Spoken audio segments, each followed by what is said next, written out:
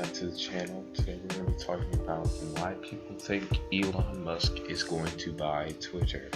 Now this all started from a tweet that he put out at 3 a.m. in the morning yesterday, where he said, "Free speech is essential to a functioning democracy. Do you believe Twitter rigorously adheres to this principle?" Now 70% of the 2 million votes that this thing got put no. They did not think that Twitter rigorously adheres to the principles, and I'm lightly obligated, I would say, to agree with that assessment. I don't know why I just phrased that like a politician, but agree, and I would understand why people think that Twitter doesn't adhere to free speech principles. We'll get into why later, but next we have a quote tweet from Elon where he said, "Given that Twitter serves as the de facto public town square, failing to adhere to free speech principles fundamentally undermines democracy. What should be done? Is a new platform needed?" As for new platforms, it feels like this would be morally pushed by people with a right-wing point of view, as they think that Twitter is biased against people on the right. In fact, a while back, a video of Tim Pool and a Twitter executive went viral because Tim Pool accused the Twitter executive of having a left-wing bias. Now, I don't think that a new platform will really take off, just given the past examples we've had with True Social and people being in a wait list thousands of people long, and then Parler, with people not being able to push that enough for it to become something that's in the mainstream. As of right now, I don't see any new platform just being able to come in until the Twitter, Instagram, Snapchat age sort of fades out. As for why Twitter, in my opinion, doesn't really adhere to free speech principles, and even if Elon buys Twitter, which a lot of people on the right have been saying, "Hey, Elon, buy Twitter, buy Twitter, buy Twitter."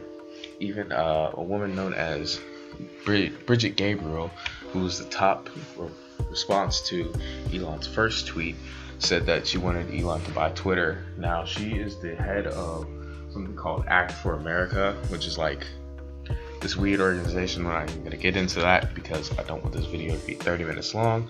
Hey, so this is editing me. Actually, I can get into the subject because it's not as deep as I thought it was. Pretty much, she on Wikipedia is said to be an anti-Islam activist, even going as far as to create a group called Act for America, which got sort of its starts right after 9/11 in 2002. 9/11 occurred in 2001. Let me say that before someone's like, "Oh, look at these idiots, they don't know their history." Back to subject. Basically, they say that they want to arm Americans to be able to fight against threats from Islam, China, Iran, and the radical insurrectionists like Antifa. I don't think they're insurrectionists, Antifa. I think they're just misguided people who think that violence is a solution or a viable answer to anything, when most civilized people know that it's not. But yeah, back to the video. A lot of the reason that Twitter isn't going to be free speech, even if Elon buys it, is just purely due to the fact of sponsors. Now, when sponsors attach their name to a brand, they don't want to attach their name to a bad brand. That's why YouTube will get a certain type of ad, and the NFL will get a certain type of ad, because they want to be associated with that brand.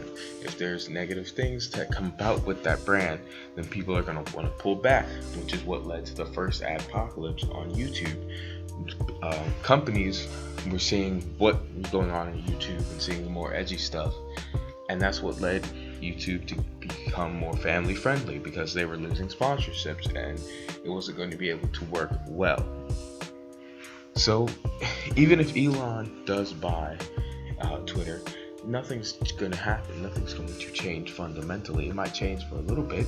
It might have an illusion of change, but at the end of the day, it's going to be pretty much the same platform with the same type of rules. Now, whether or not Elon will even buy it, I highly doubt it. It would be a really big, it would be a big advancement, but for him, it wouldn't be. It would be like a drop in the bucket. It's 30 million, is what Twitter's valued at, and Elon is worth probably over 13 billion as of right now.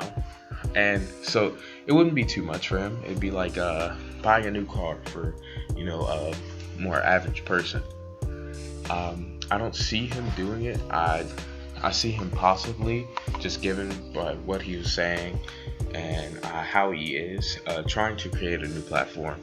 And out of every new platform that has been created, even though I've been like a little bit more pessimistic towards them, I think if anyone's would have a chance, it would be Elon's, just given how his name is and how he's able to boost things and lower things like crypto just by saying, oh, Dogecoin to the moon, oh, Bitcoin, we at Tesla are accepting Bitcoin. That just he's really influential is basically what I'm trying to say, which is why I'm making this video. But yeah, that pretty much wraps everything up. Thank you for watching. I'm gonna leave now. Bye.